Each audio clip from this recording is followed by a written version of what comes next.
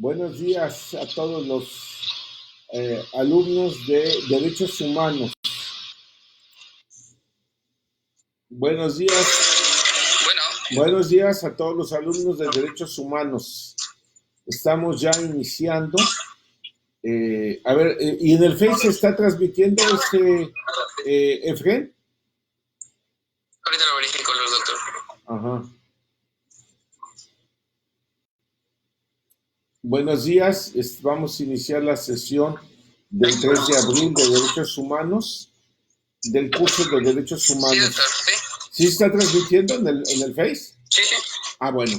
Entonces, jóvenes, el día de hoy vamos a ver algunos temas que tienen que ver con la información que les hemos transmitido, que tiene que ver con la influencia del derecho romano en el derecho actual y ahí vamos a analizar cómo la idea de los derechos humanos se enriquece de manera muy amplia con el derecho romano. La mayor aportación de los romanos a las ciencias sociales van a ser el derecho. En ese contexto vemos que la parte jurídica humanitaria de los derechos humanos encuentra raíces muy importantes en el derecho romano. Por eso es que el artículo que tiene que ver con los derechos, concretamente con la importancia del derecho romano, pues es esencial para el estudio de los derechos humanos. Vamos a ver el día de hoy tanto ese aspecto, la importancia del derecho romano en el derecho actual, que por cierto pueden encontrarlo en internet este artículo, si ustedes buscan por importancia del derecho romano, Alfredo Islas, y lo podrán encontrar por internet. Y hay otro también documento que vamos a analizar que se denomina los criterios de interpretación en materia de derechos humanos, que es la carpeta número 2, y también el Jus Cogens, ¿sí? Que es las normas imperativas. Este último también lo podemos encontrar en internet. Ustedes buscan normas imperativas, Jus Cogens, Alfredo Islas, y lo pueden también bajar de internet. Son archivos que contienen ya artículos publicados en revistas y que ustedes pueden, revistas indexadas, revistas que de alguna manera pueden ustedes ya conocer, ¿sí? En ese contexto tenemos pues al derecho romano que de alguna manera, para que podamos entender por qué es importante el derecho romano, hay que saber qué dijeron, ya que habíamos analizado Aristóteles cuando decía que era la justicia.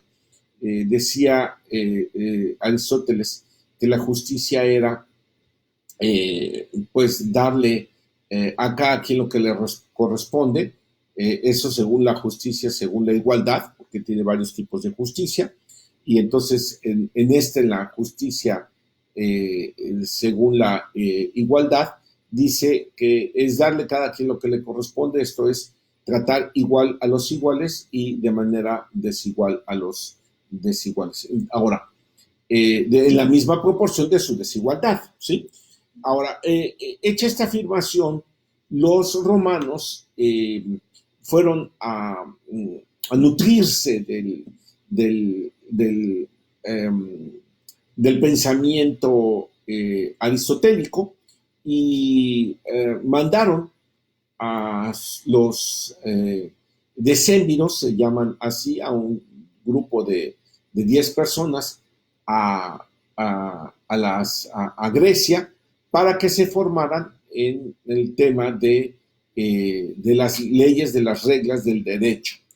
Ellos regresaron a Roma y lograron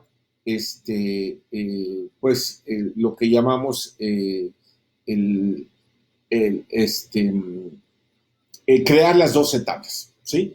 Y las 12 tablas no son sino reglas procedimentales de cómo se debe de juzgar a las personas. Por ejemplo, dicen que una de las reglas que en el caso que una persona se sienta agraviada por otra, que le afecte en algo, pues esa podrá irle a reclamar primero para que le explique y pueda llegar a un acuerdo. Y si no llegan a un acuerdo sobre el daño que le causó, si no llegan a un acuerdo, entonces le dirá que lo acompañe a le dirá que los acompañe, pero ahorita déjame poner el micrófono. Ahí está. Ajá. Dirá que los acompañen a, estoy subiendo el micrófono en todos los casos, sí, para ver si se oye, sí, no tengan ningún problema en el audio. Entonces decíamos que estas reglas de las 12 tablas eran pues pequeñas, pocas reglas, y era cómo acudir en el caso de que alguien le haga daño a otro. Y ello significó que si no llegaban a un acuerdo, pues fuera y no quisiera ir con esa persona que le hizo daño ante una persona que dirimiera su conflicto, a un pretor, entonces debería ir a su casa y gritarle que lo acompañe. Si no lo acompaña, entonces deberá de, en ese caso, deberá de... ¿Sí me están oyendo, jóvenes? ¿Sí? ¿Sí me oyen? Sí. Muevan la cabeza si me dicen que sí. No veo a varios, no hay manera que se puedan ver varios de los que están ahí porque no ponen su nombre y no hay manera de que se sepa quiénes son cada uno, y es importante que tengamos conocimiento de quién es cada uno de ustedes. Por favor, en la pantalla de la transmisión de la OJAT, por favor. Bueno, entonces decíamos que aquí, ahí está, este de acá, ya está. Bueno, vamos a continuar con las reglas de las 12 tablas. Decíamos que ahí estaba muy claro que lo que debe a ver, ya lo estoy agrandando esto, pero no veo más que una persona que se ve en la pantalla, todos los demás no los veo. A ver, Fred, ¿qué pasa por ahí?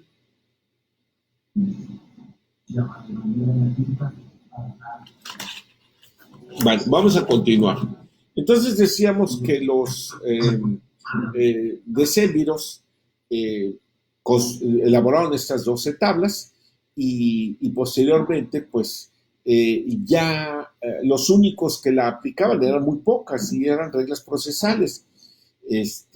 Si no le hacía caso esta persona después de que le gritaba en su casa que le hacía daño, decía esta regla, entonces lo llevaba por la fuerza ante un juez, y este juez pues ya dirimía el conflicto, resolvía según estas 12 tablas, ¿no? Bueno, fueron tan grande el número de reglas, pues fíjense nada más, 12, a partir de 12 tablas se fueron creando un número muy grande de reglas que el que dirimía y las leía eran sacerdotes. Y entonces hubo una ocasión,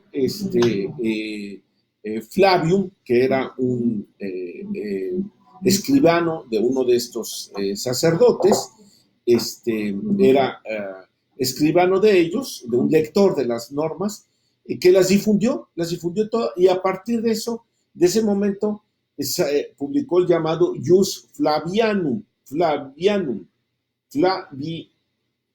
¿sí? Ius Flavianum. Y entonces vulgarizaron las normas de derecho. Esto fue en el periodo arcaico, que es desde los orígenes de Roma hasta el siglo III antes de Cristo, ¿sí? Posteriormente vemos que en esa misma época surgen otros juristas como son los sabinos, los proculinos, y finalmente la difusión del Jus Flavianum, ¿no? Ya en la segunda época del derecho romano, que es el derecho romanista, el derecho republicano, que fue aproximadamente del 2018 al 2001, ahí se crean otros tipos de compilaciones, el Jus Civil, el Jus Gentium, el Jus Honorarium. Pero antes de pasar al periodo clásico, que fue cuando se crearon las obras de Gallo, las institutas de Gallo, voy a mencionar por qué la importancia del derecho romano. Porque se dice por Gallo en las institutas, en el Corpus Juris Civilis, que el derecho es, bueno, que la justicia es, justitia es la constanta, constant perpetua voluntas jus sum quique, ¿sí? Es la constante voluntad y perpetua de dar a cada quien lo que le corresponde, ¿sí? Que después, en ese mismo texto, dice, muy importante, ahorita hacemos el comentario de ellas, de estas reglas, que los preceptos del derecho son, dice, jus precepta sum aec honeste vivere altarum non leader sum quique tribere. Esto es, vivir honestamente, esos son los preceptos del derecho, no dañar a otro y dar a cada quien lo que le corresponde. Muy importante estos textos porque aquí vemos lo que hemos visto en varias ocasiones en clase, no es sino la visión social de ver siempre al otro. Lo que decía Aristóteles, el hombre es un animal político, siempre vive en sociedad y por lo tanto entonces siempre hay otro, ¿no? Y entonces ver al otro para poder convivir y crear las reglas del derecho. Estas reglas fueron creadas por Gallo y que fueron recogidas, pero eran reglas del común de las personas en ese periodo y por eso esta recordatorio histórico que llevamos a cabo, porque nos permiten interpretar las normas del derecho, ¿sí? Las normas específicamente de los derechos humanos, ¿sí? ¿Por qué es importante ello? Porque luego vemos que ya en el periodo clásico, que va desde Augusto hasta Diocleciano, que es el siglo III antes de Cristo, finales del siglo III, en donde se crean otros textos de interpretación de normas. Estos textos eran, digámoslo bien, casos que los pretores resolvían y que escribían los comentarios para crear lo que eran, pues, normas que se aplicaran a casos similares, ¿sí? Y así surgió en esa época el Códex Gregoriano y el Códex Hermogeniano, ¿no? Ya en el periodo postclásico, pues ya es el siglo IV de Cristo, hasta la subida del poder de Justiniano, que es 527 después de Cristo, ¿sí? Y luego tenemos el periodo justiniano, que este es muy importante, que va desde el 565 hasta la caída del Imperio Romano, ¿sí? Muy importante estas fechas, porque el Código Justiniano, de manera manual, se escribió en el 529. Ahora, el digesto en 534.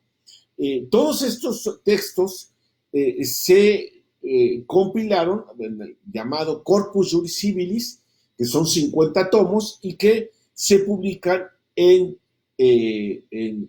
Ginebra en 1583, dentro de los primeros libros que existen editados, ¿sí? Muy importante porque a la caída del Imperio Romano, decíamos, surge el derecho eclesiástico. Y ese derecho eclesiástico tiene sus fuentes en el derecho romano. Y aquí es importante resaltar una regla llamada la regla de oro, que por cierto viene en el texto que les di, que es el derecho, la bioética, el de la libertad y la igualdad, en donde planteamos dónde está la regla de oro en el Antiguo y Nuevo Testamento, en la Biblia, que también se difunde ampliamente con el derecho, repunte del derecho romano con el derecho eclesiástico, en donde dice, no hagas a otro lo que no quieras que te hagan a ti, ¿sí? Y esta regla viene tanto en el Antiguo Testamento, que proviene desde 900 años antes de Cristo hasta 100 años antes de Cristo. De esa época es el Antiguo Testamento, el libro de Tobías, hasta posteriormente en el libro de Mateo, ¿sí? Ahí entonces tenemos a todos ellos, ¿sí? A ver, déjenme ver que estoy aquí apretando, pero no logro ver, ¿por qué no se ve la pantalla de todos? Bueno, no sé por qué. Ah, sí, ya se veo. Saludos a la compañera que ahí. Pero no veo la de todos los demás. No me los veo. Bueno, vamos a continuar. Esta regla de oro significa que es una regla de la igualdad, ¿sí? Que la misma que prevé el Corpus Juris Civium, y bueno, que Aristóteles, que recoge de Aristóteles, y que el Corpus Juris Civilis lo recoge en la que es la justicia, que es la voluntad constante y perpetua de darle cada quien a lo que le corresponde, ¿sí? Bueno, luego vemos que este derecho romano fue recogido por no solamente el derecho, vamos aquí estamos aquí, ahí está, no solamente recogido por, ahí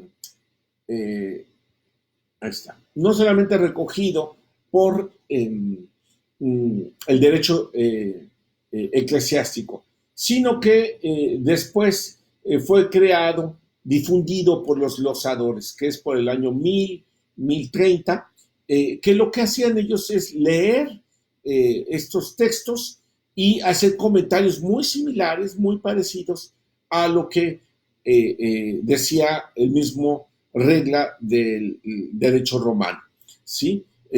Como autores de esa época era Acurcio, Azón, y luego surge los posglosadores, y ahí ya vemos a Bartolo de Sassaferrato, ¿sí? Y ya empiezan a haber comentarios. Esto es, aquí es muy interesante porque la primera hacen interpretación gramatical en los glosadores, pero ya la escuela que llamamos de los posglosadores, ya hacen interpretaciones sistemáticas, analogías, hacen interpretaciones de reenvío, por ejemplo, un texto lo interpretan con base a otro texto, y del conjunto de ese reenvío es como pueden ellos darle el sentido a la norma, o por una norma que existe o una regla, pero que es parecida, no igual, al caso concreto, y entonces ahí tenemos que es una analogía. Entonces, vemos cómo estas escuelas abundan en el sentido humanitario, que es lo que hay que buscar cuando veamos en la interpretación de los derechos, que buscan el bien común, el interés general. Esto es leer las normas con un sentido humanista, con un sentido protector de las personas, sin torcer la ley, aunque sea en un sentido gramatical, pues hay que darle según la finalidad, el sentido que permita proteger la norma jurídica, ¿sí? Luego vemos autores como Cuyas, que es uno de los más importantes juristas del siglo XV, entre 1522 y 1590, Cuyas pues también difunde lo que es las reglas de derecho, y desde ahí tenemos ya la codificación más amplia con el siglo XVIII, con el Código Civil de los Estados prusos, pero el que tiene mucha importancia, se difunde de manera muy amplia en México concretamente, es el Código Civil francés de 1804. No es sino recopilar por los romanistas más importantes en la época de Napoleón el derecho romano, claro, con la misma idea que de Justiniano, de reunir todo el derecho como una idea de poder. Eso mismo hace Napoleón y lo va a poder publicar. Posteriormente, ese texto se publica en América, Iberoamérica es el primer país donde se publica el Código de Civil adaptado en Oaxaca, en un libro del doctor Ortiz Urquidi, Raúl Ortiz Urquidi, un profesor de la Facultad de Derecho de la UNAM, ya murió, pero de Derecho Civil, en un libro que se llama Oaxaca, cuna de la codificación iberoamericana. Él expone estas diferencias, cómo se adapta ese Código Civil a Oaxaca, y ahí fue el primer Código Civil que se publica, y luego en toda América Latina se publican muy similares estos textos, pero no son sino las raíces romanistas, humanitarias, que tienen ahí. Luego ya viene el Código Civil francés, alemán, que digan 1900, luego el suizo, italiano, pero todos estos con ella codificadora, ¿no? Bueno, aquí es importante resaltar las 7 partidas. Las 7 partidas, la nueva y novísima recopilación, estos textos se aplicaron en México hasta antes de 1870, que fue el primer Código Civil en México. Entonces, nuestros abogados, podemos ver nosotros en la Facultad de Derecho de la UNAM, en la antigua Facultad de Ildefonso, ahí en la biblioteca, la misma facultad, se llevaba, hay textos del Corpus Juris Civilis, de textos cómo se aplicaron todavía después de la independencia, hasta antes de 1870, y se aplicaba la nueva y novísima recopilación, las 7 partidas de Alfonso el Sabio, que no son sino reglas del derecho romano. Ahora, ya ha quedado claro por qué el derecho romano es importante, por las reglas que contiene de sentido humanista, que recoge de los griegos, específicamente de Aristóteles, y que luego recogen estas reglas previstas de lo que es el derecho, no solamente previsto en el Corpus Juris Civilis, en Gallo, en las institutas, cuando dice que son la constante voluntad de darle a cada quien lo que le corresponde, o los preceptos del derecho, que es vivir honestamente, no dañar a otro y darle a cada quien lo que le corresponde. ¿Qué significa siempre ver al otro? Regla de oro prevista en la Biblia, que se recogió en la difusión a la caída del Imperio Romano, se difundió el derecho eclesiástico, y entonces vemos que desde el Antiguo Testamento, en Tobías, prevé: no hagas a otro, la regla de oro, no hagas a otro lo que no quieras que te hagan a ti, ¿sí? Y esta regla de oro se crea desde el 900 años a 100 años antes de Cristo, ¿sí? Y luego se recoge en Mateo, en el Nuevo Testamento, en sentido positivo, ¿sí? Trata a los demás como quieres que te tratan a ti. Bueno, muy importante estos aspectos. Ahora, segundo punto que quiero que analicemos son los llamados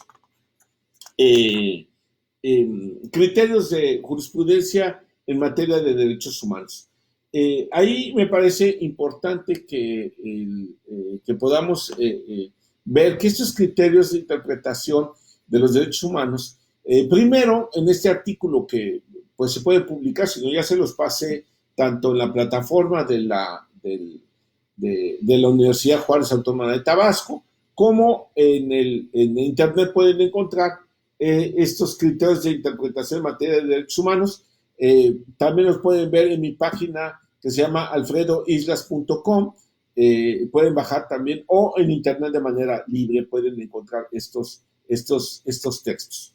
Pero ahí vemos que los criterios de interpretación de los derechos humanos, reiteramos el concepto de lo que son los derechos humanos, vemos las diferencias que bueno, voy a repetir estos criterios que tienen que ver son aquellas reglas que tienen, vamos a ver, permítanme tantito.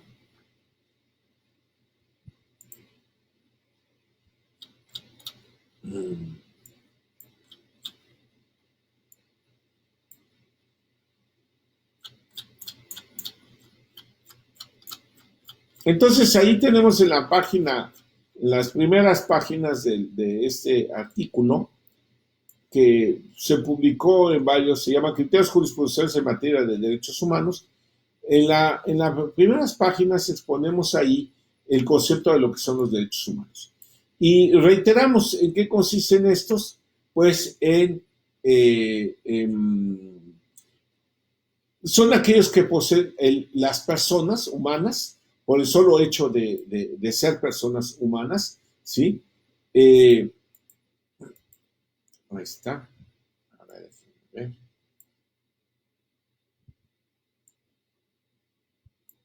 Estoy aquí acomodando ese texto. Son aquellos que poseen las personas humanas por el solo hecho de ser personas humanas. Muy importante porque hay debate si hasta cuándo se es persona humana. Esto es la vida desde donde comienza, y hay diversidad de criterios. Algunos países sostienen que se protege la vida desde la 12ª semana del embarazo, otros desde la 14ª, otros desde la 20ª, etcétera. Entonces, ahí hay varios criterios de interpretación para decirse cuándo se es persona humana. Hay dos grandes divisiones, unos que quieren negar la idea de la persona humana hasta la 12ª semana, y entonces dicen pues que se permite el aborto, y otros que sostienen que la vida comienza desde la concepción, la vida humana. Desde el momento que se une la esperma y el óvulo, es de ahí. Y otros, luego, otro gran problema que hay, cuándo termina la vida, si una muerte encefálica es ya la muerte de la persona, y entonces, a ver, permítame.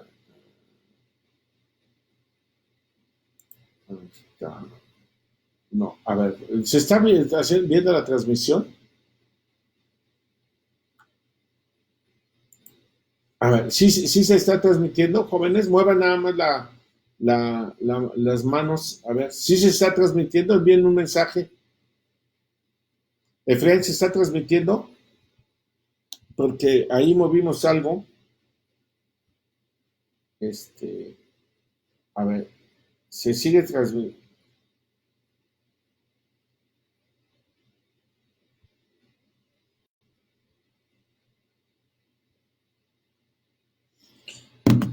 A ver si sigue transmitiendo porque no veo ahí. Si alguien me contesta en el WhatsApp ¿sí? No. A ver, ya se está transmitiendo. Porque ahí veo ahí alguien. A ver, salúdeme, ¿quién está ahí de rojo? ¿Me puede saludar? De rojo, salúdeme. ¿Sí se está transmitiendo? Bueno, ya me dicen que ya. Bueno, jóvenes, entonces decíamos que en el concepto de lo que es los derechos humanos, decíamos que los titulares de ellos son las personas, el hombre, la humanidad, me refiero, a esos son los derechos. Pero que también hay debate porque decíamos que hay personas que discuten si una persona ya no está con vida humana después de la muerte encefálica. Y bueno, hay grandes debates de ellos.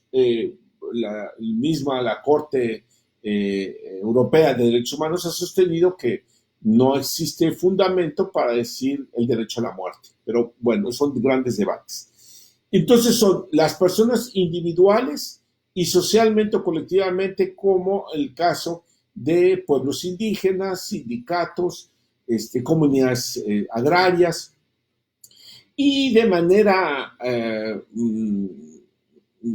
derivada de los derechos del individuo, las sociedades, asociaciones, personas morales, ¿no? Pero derivado de los derechos que son individuales. Ahora, estos emanan de los atributos de las personas. Decíamos que ahí está la escuela justnaturalista, y que también nos prevén las normas jurídicas, y ahí está la escuela justpositivista, y que tienen y que van a otorgar facultades, derechos, prerrogativas, pretensiones. Estos son inherentes a las personas, inalienables, imprescriptibles, irrenunciables, iguales, y son una constante histórica. Buscan, esto es importante, el fin que tienen, ahí sí hay que interpretarlos en ese contexto, buscan el orden público, el interés general, la democracia y el desarrollo humano. Bueno, después de ello, ya en el texto vemos varios derechos que se analizan. Dentro de ellos está el derecho a la vida. Y como partes del derecho a la vida, es decir, como algunos análisis del derecho a la vida, en qué consiste, pues ahí tenemos que este derecho se puede privar a través del homicidio, de la ejecución sumaria, de la desaparición forzada, del genocidio, de no vivir dignamente y del aborto. Esos son casos en donde está analizado en el texto que les he enviado, y para hacer referencia al homicidio es la privación de una persona, la vida de una persona, ¿sí? Ahí pueden ver con mayor detalle este texto, cómo puede analizarse. Posteriormente vemos la ejecución sumaria. La ejecución sumaria consiste en la privación intencional de la vida, ¿sí?, ordenada o consentida por una autoridad que violó alguno de los principios, ya sea de reserva de la ley, ya sea de un tribunal imparcial, o ya sea de el proceso legal, o sea, un proceso simulado, ¿sí? Entonces, ese tipo de ejecución, de privación de la vida, también a través de violación del derecho a la vida, es a través de la ejecución sumaria. En los dos casos mencionamos el homicidio y la ejecución sumaria o extrajudicial, hay privación de la vida. Luego vamos a ver lo que es la desaparición forzada. En la desaparición forzada hay varios artículos. Ustedes pueden ver que les acabo de mencionar, pero también pueden ver desaparición forzada Alfredo Islas, y encontrarán varios textos, no solamente cuáles son los criterios que tiene la Corte Interamericana, sino la legislación mexicana, los instrumentos internacionales, cómo se analizaba esa institución desde sus orígenes.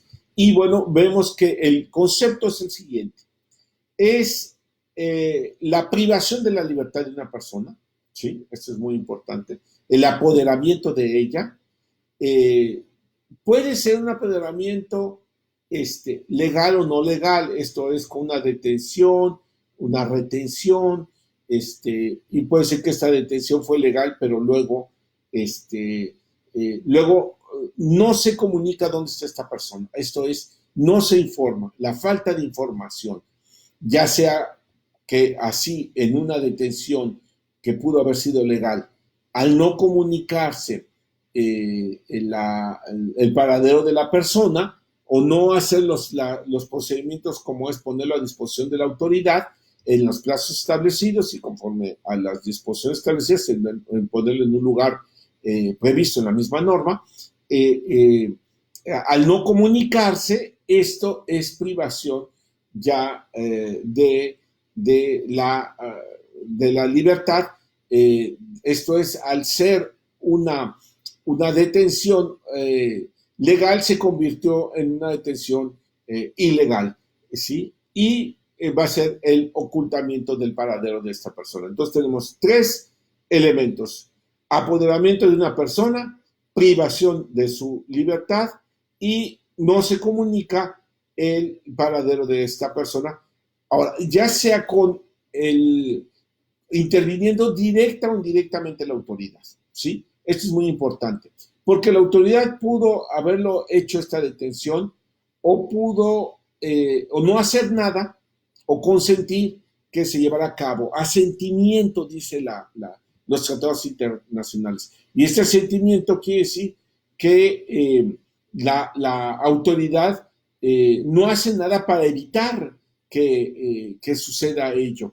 Por eso, por ejemplo, tenemos el caso de que el hecho de que se diga que la desaparición de una persona fue por la delincuencia organizada, esto no elude en nada la responsabilidad del Estado, porque él es el responsable de la seguridad de las personas. Ella sí está prevista en la Constitución, y si no se encuentra, pues tiene 2 obligaciones. Una es comunicar dónde está, y si no está, pues buscarla, ¿sí? Investigar, pero tiene que comunicar dónde está, y en caso de que no la encuentre, pues se está convirtiendo la desaparición de la persona. Aunque no haya sido el directamente responsable, tiene responsabilidad por no comunicar dónde está el paradero de la persona, porque tiene obligación de la seguridad de las personas, ¿sí? Este tipo de violación es altísimo.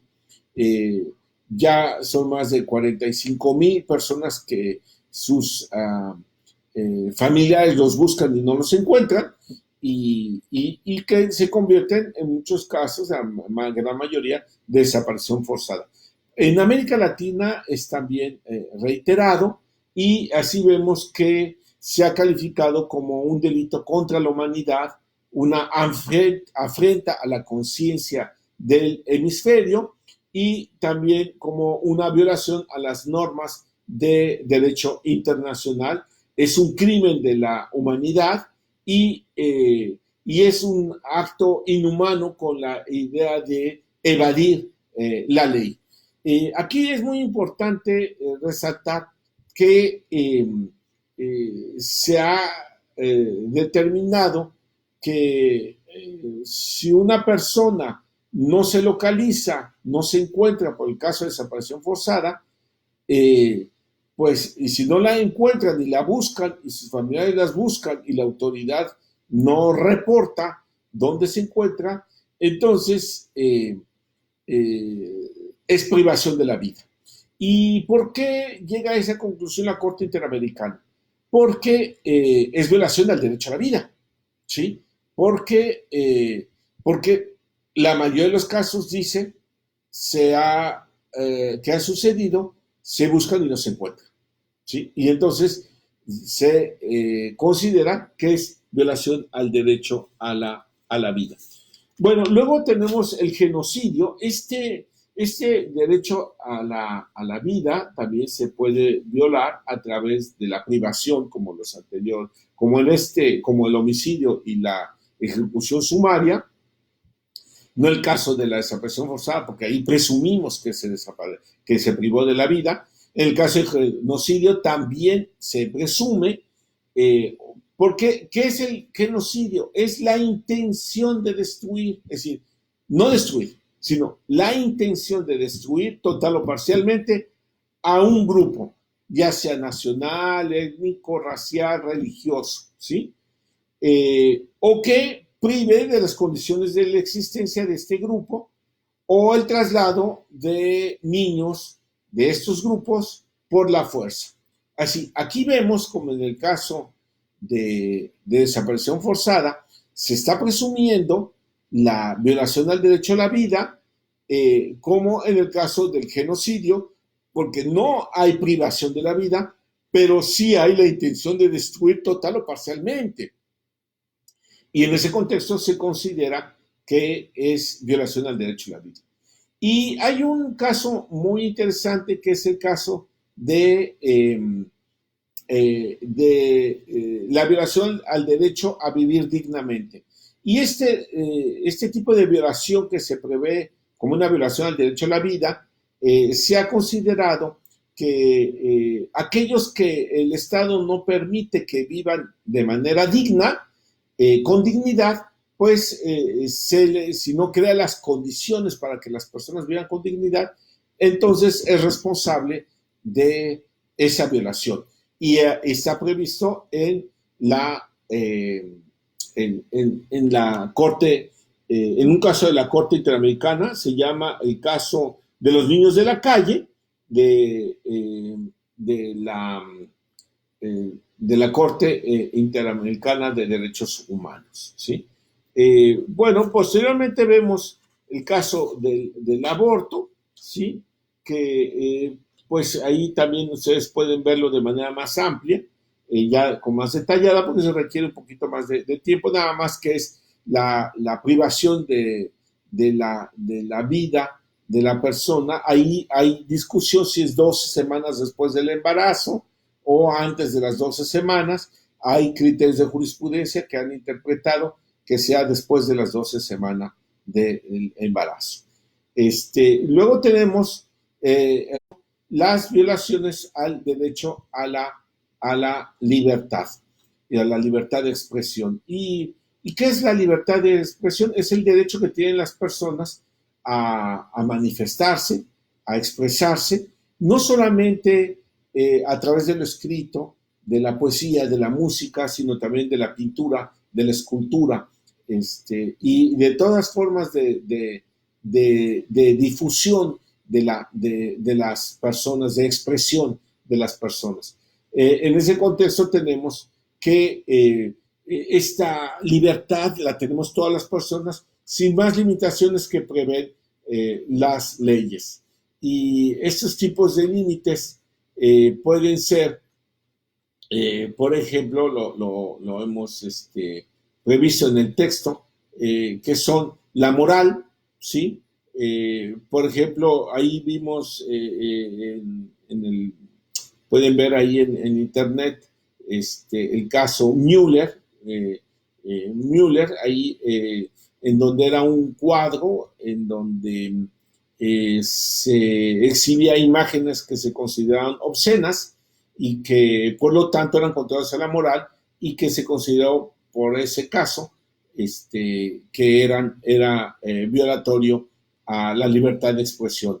O el caso de la obra de Las Flores del Mal de Charles Baudelaire, en donde establece que como manera como vivía este poeta y los relatos que hacía en sus poesías sobre la mujer, esto denostaba una imagen de vida, de forma de vida que no debería de considerarse sino un ataque a la moral. Y por lo tanto entonces se prohibió la difusión de su obra, Las Flores del Mal, que por cierto pueden ver ustedes en internet, la obra se encuentra todavía en acceso al público, porque 100 años después de que declaró la Corte del Tribunal Superior de Justicia de Francia de la censura, de determinar que atacaba la moral, estos textos de Las Flores del Mal de Baudelaire, consideró 100 años después que se habían cometido un error judicial y que por lo tanto entonces podría difundirse de manera clara, ¿no? Cuando se debatió el caso de Müller, se consideró también esta hipótesis de que no se fueran a equivocar, pero por las imágenes que se difundieron, se consideró que sí era un ataque a la moral, porque eran obscenas sus imágenes. Derechos de terceros, sí, por ejemplo, es otra limitación al derecho a la libertad de expresión, sí, como el secreto burocrático, la reserva de información, el delito, la provocación de un delito, evidentemente también, sí, dar información, por ejemplo, que es de otra persona, pues entonces sí, que es propiedad de otra persona, pues entonces sí puede dar lugar a un delito. O cuando altera el orden público o la paz pública, y esto se ha considerado cuando viola los valores de una sociedad democrática, o por ejemplo en el caso de que en tiempo de guerra hay apología al odio nacional, o en todo tiempo la apología al odio nacional o al religioso o racial, ¿sí? La vida privada es otra limitación al derecho a la libertad de expresión y que constituye, bueno, aquí la Suprema Corte de Justicia de una manera muy absurda consideró que la vida privada es aquella que no es la vida pública. Bueno, tiene que ver más cuando, en algunos casos lo ha determinado, dice la vida privada, si hay una manifestación, dice la Suprema Corte de Justicia, o expresiones maliciosas hechas con respecto a una persona, de tal manera que le está exponiendo al odio, al desprecio o al ridículo, entonces sí es sujeto a la vida privada. Ahora, aquí hay mucho que tener muy en claro que se ha dicho que las personas que están sujetas al escrutinio público son las autoridades. Y bueno, pues hay casos en donde se ha resuelto, por ejemplo, el caso de un funcionario muy importante del extranjero que tomaba y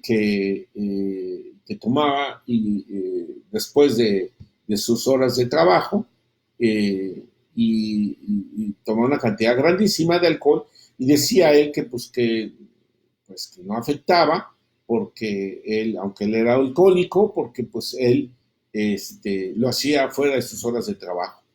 Y se consideró que pues sí, pero que afectaba, primero que el ámbito de protección a las personas, servidores públicos, está más limitado porque son servidores públicos que están sujetos al escrutinio público y por lo tanto entonces manejan recursos públicos, deben de ser un modelo para la sociedad y por lo tanto entonces en el caso del alcohólico se dijo, bueno, pero sus decisiones afectan a la sociedad porque la persona ya es alcohólica y afecta en las decisiones de esta persona.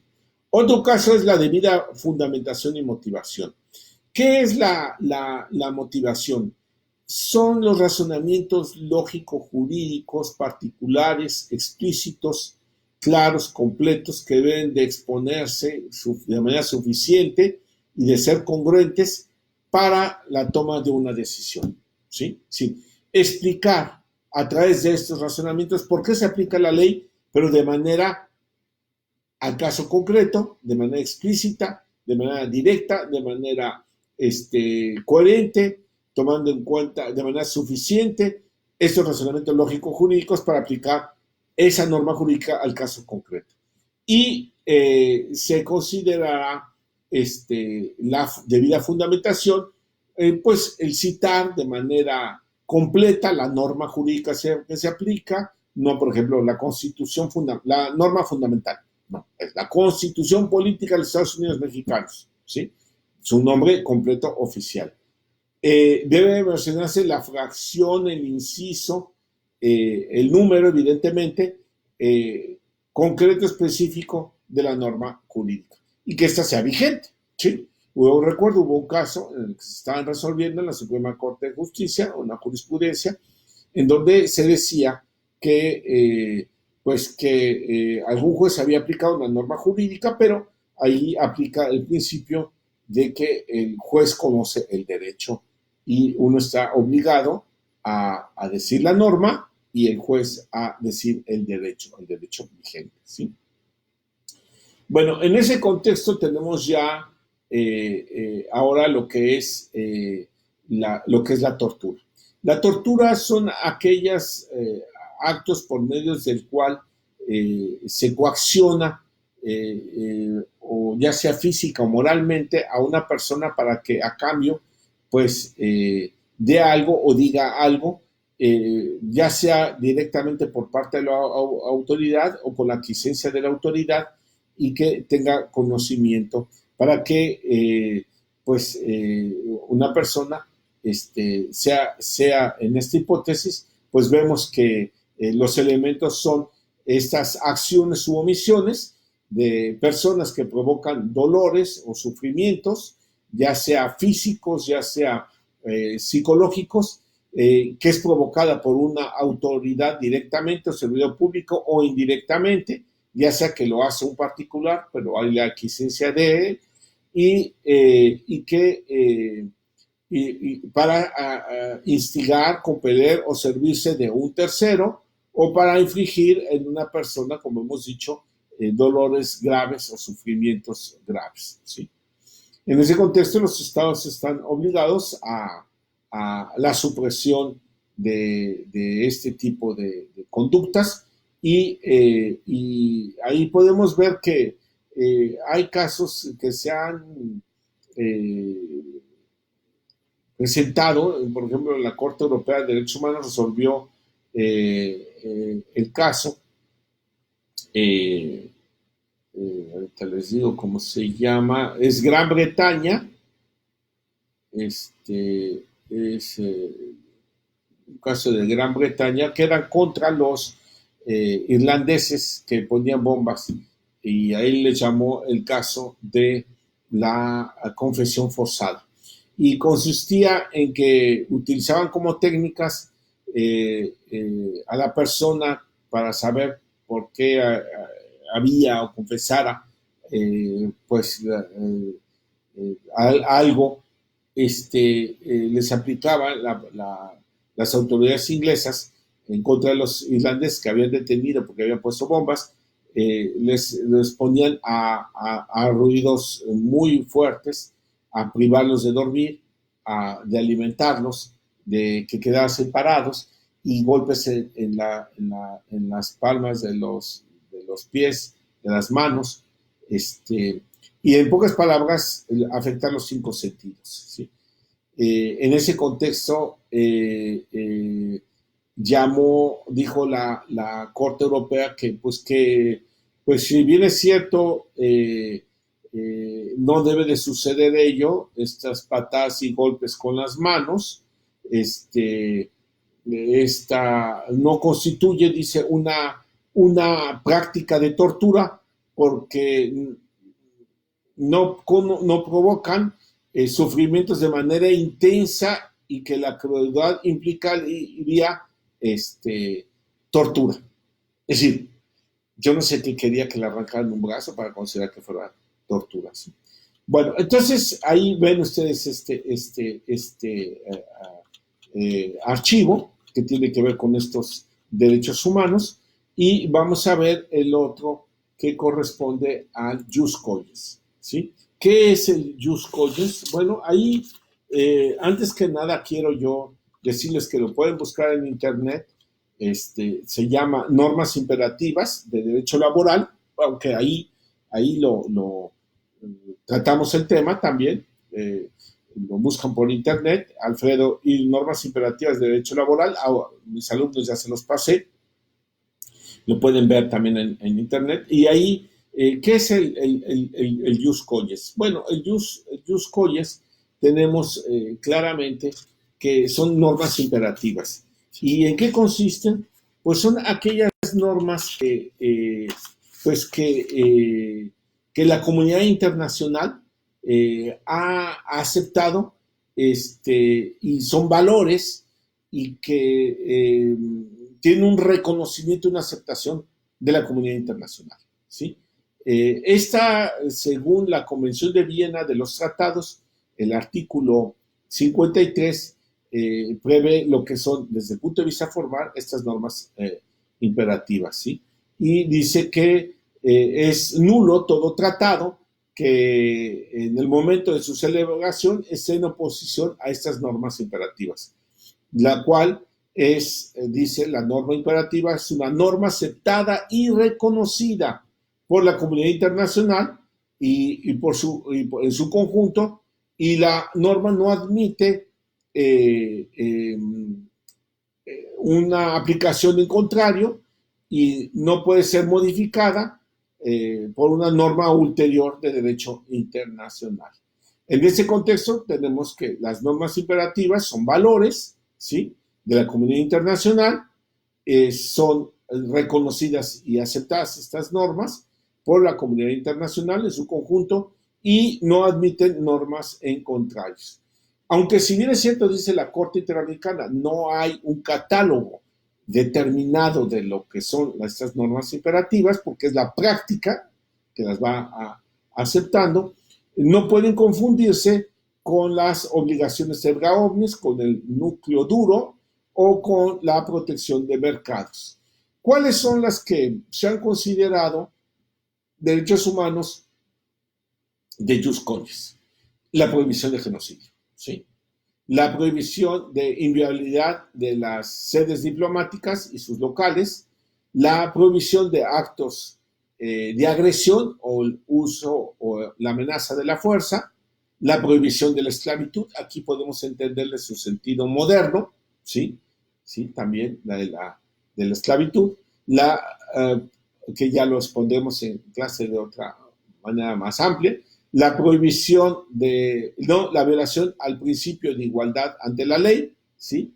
Es una norma muy importante, del principio de igualdad ante la ley, de todas las personas. Ya expondremos en otra clase esto de la igualdad de las personas, muy, muy importante, que por cierto, de alguna manera, en este capítulo del libro que ya, el capítulo que está aquí de tendencias actuales del derecho procesal, en el capítulo que escribimos, que se refiere a la justicia en la bioética, el predominio de la libertad o la igualdad, ahí tenemos claramente cómo exponemos a ver, ahí está, ¿sí lo ven? Bueno, entonces ahí tenemos estos casos. Entonces, recapitulo, ¿qué son jus cogens de derechos humanos? ¿Sí? Son prohibición de genocidio, 1. 2. Principio de inviolabilidad de las sedes diplomáticas o de sus locales. Número 3. Prohibición de actos de agresión o amenaza de la fuerza. Número 4. Prohibición de la esclavitud. Número 5. Prohibición de igualdad ante la ley. Muy importante. Número 6. Prohibición de discriminación. Número 7, privación abusiva de la libertad. Por eso ahí está la desaparición forzada. Número 8, la prohibición de la tortura. Número 9, el principio de la autodeterminación de los pueblos, el derecho, y los principios del derecho internacional humanitario, ¿sí? Bueno, ahí entonces tenemos lo que es estos derechos. Bueno, ya tenemos ahí hasta el 3, 4, el 5. ¿Qué tenemos como archivo número 5? A ver.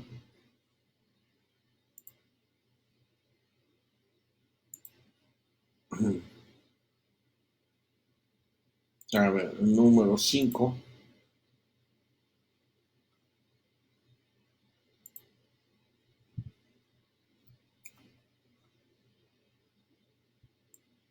A ver. A ver, ahí hubo un problema. Permítame tantito porque se está yendo la imagen. Ahí está, permítame. Bueno, Ahí ya tenemos. El 5 tenemos de Barataria. Tenemos ahí un artículo que publicamos sobre las caravanas, sobre los migrantes, ¿sí? A mí me parece que eso lo podríamos dejar para la clase próxima, ¿sí? Porque hoy es viernes, entonces para la clase próxima podríamos verlo, el 5, y veríamos ese archivo y veríamos también ya el derecho a la igualdad, ¿sí? Empezaremos con ese derecho y con la dignidad. Ahí les puse el archivo del derecho a la dignidad. Quiero que repasen su texto sobre Aristóteles para el lunes y eso es lo que veremos. El texto me refiero el del libro de la política de Aristóteles. Es más, les voy a pedir que me manden a la plataforma una reseña de 10 hojas de el libro de Aristóteles de la política para el lunes, por favor, jóvenes. Ponlo ahí, por favor, Efren, este texto, y lo ponemos que ya está ahí, bueno, ya está ahí. Entonces, jóvenes, pues, por mi parte, yo creo que es todo. Yo les deseo que tengan un buen fin de semana, cuídense, lávense las manos, y no lo tomen a juego esto es muy peligroso y tengan mucho cuidado, ¿sí? Estamos en contacto y les mando un saludo, ¿sí? Bueno, pues hasta la próxima. Vamos a dar por terminado. Les mando un saludo. Hasta luego. Adiós. En Face nos vemos, amigos, y estamos en contacto.